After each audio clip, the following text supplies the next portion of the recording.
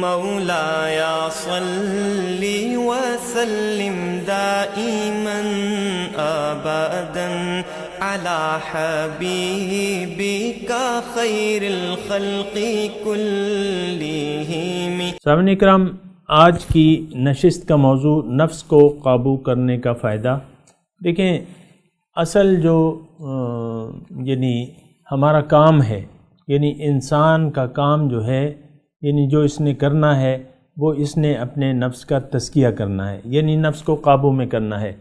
نفس کو قابو میں کرنے کا مطلب کیا ہے کہ آپ نفسانی خواہشات پر عمل نہ کریں، اور نفس امارہ یا نفس امارہ میں جو اخلاق رذیلہ ہیں اس کو آپ صاف کر لیں، یعنی نفس کو پاک کر لیں آپ۔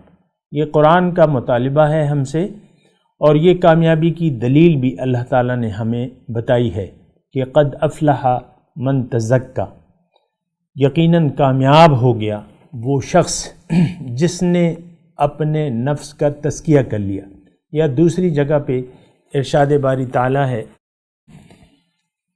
قد افلح من زکاہا، یقیناً کامیاب ہو گیا وہ شخص جس نے اپنے نفس کو پاک کر لیا۔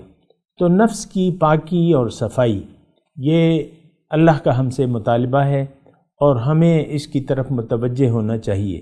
افسوس کی بات یہ ہے کہ ہم بجائے نفس کی مخالفت کرنے کے نفس کی موافقت کے راستے پر چل رہے ہیں، یعنی نفسانی خواہشات کی پیروی کر کے زندگی اسی کے مطابق گزار رہے ہیں۔ ایسی حالات میں دنیا اور آخرت میں ہمیں نقصان کا سامنا کرنا پڑے گا۔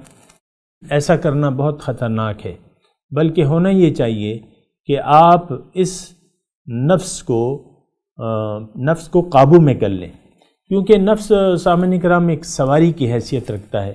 ابتدائی حالت میں یہ انسان پر سوار ہوتا ہے، لیکن انسان جب اس کی طرف متوجہ ہوتا ہے، اس کو سدھاتا ہے، شریعت کی پابندی سے اس کو آپ قابو میں کر سکتے ہیں۔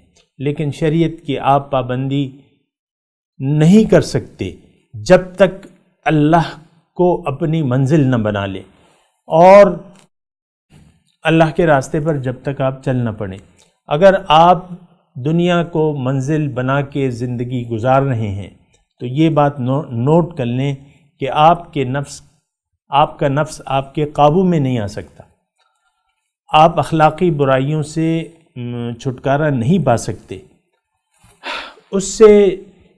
یعنی دیکھیں، کامیابی کا مختصر راستہ کیا ہے کہ تزکیہ نفس کے اعمال کریں آپ، اور اس کی میں آپ کو بتا چکا ہوں کہ تزکیہ نفس کی طرف آپ کی توجہ اسی طرف ہوگی جب آپ اللہ کو اپنی منزل بنا لیں، اللہ کے راستے پر چلنے کا عزم کر لیں، حضور صلی اللہ علیہ وسلم کی اسوہ حسنہ کو اپنے لیے نمونہ بنا لیں، اور یہاں مقامی طور پر اپنے لیے ایک ٹیوشن رکھ لیں، ایک رہنما کا انتخاب کر لیں جو آپ کو اللہ تعالیٰ کے راستے سے بھی آگاہ کرے اور اس پر چلنے کا عملی طریقہ بھی بتائے۔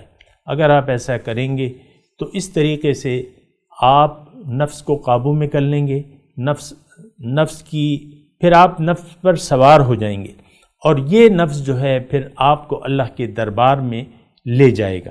جیسے کہ اللہ تعالیٰ خود فرماتا ہے کہ یا ایتھا النفس المطمئنۃ ارجعی الی ربک راضیۃ مرضیہ، اے نفس مطمئنہ اپنے رب کی طرف واپس چلی جاؤ، کیونکہ تمہاری منزل وہی ہے، تم اس سے راضی اور وہ تم سے راضی، اور داخل ہو جاؤ میرے خاص بندوں کی فہرست میں،